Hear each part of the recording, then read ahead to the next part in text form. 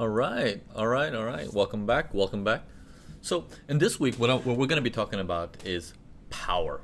Okay. Now, the power of the movement. This is one of my favorite things to teach because this thing actually gives a lot of aha moments, and it goes hand in hand with the rubber band man.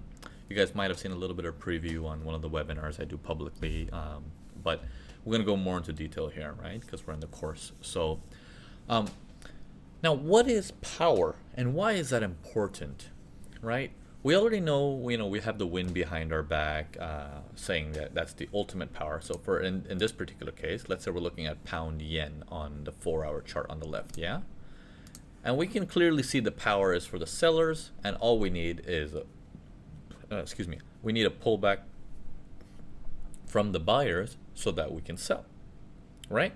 Now, as we're looking at the pullback from the buyers to come in, we have multiple conditions.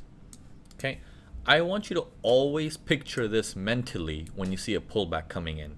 So let's say in this sell trade, your pullback is like buyers, right? So this is your buyers.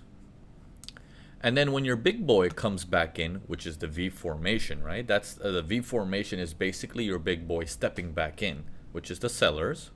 Okay, think of it like this is their power.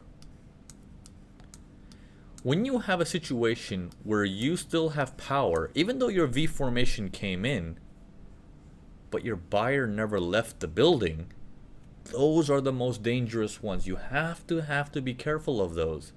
For example, if we take a look at this and say, well, you see this move up here.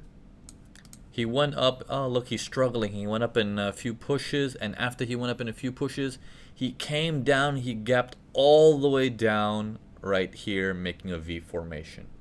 That's an example where, look at how strong this buyer is.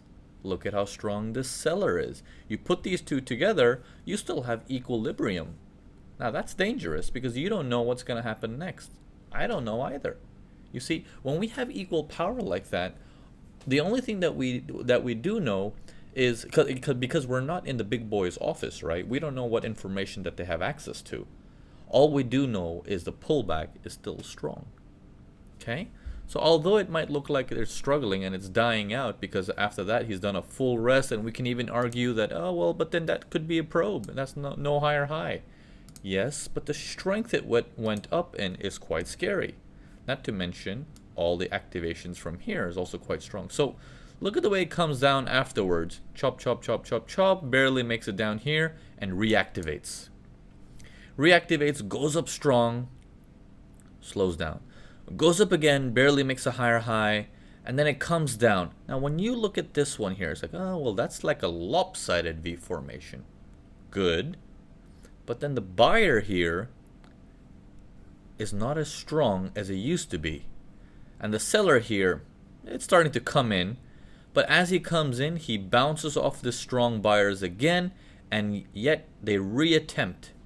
Now the test phase is important for us, right? Like, okay, look, I guess he's dying out now, right? In this phase. Let's take a look at this phase in on the 60, the test phase. Where is it? Right here. Now, notice this piece. Doesn't it look equal? The structure wise, like, of course it's lopsided, but doesn't it look like, oh, look at the size of the candles, they almost look very equal. 3 moves up, 3 moves down, and the size of the candles, yeah, pretty fairly decent. But when you look at this on the 60, it's like, whoa, that was the move up, chop, chop, chop, and these are the moves down, aggressive, right? We can see the fine details, like it's like microscopic. It's so much more sellers than buyers. We like stuff like that. Okay? That's the moment when we can say the buyer power diminished to something like that, and the seller power is all-time high. And that's when you can say the chances of my sell working now have a higher chance of going further. Now, let me show you for example. Okay, if you just focus on the 60, right? And when you see that, okay, I can see a V formation here. Okay, the buyers are going up, they slow down, buyers are going up, slow down, chop, chop, chop, chop, chop, boom, V formation.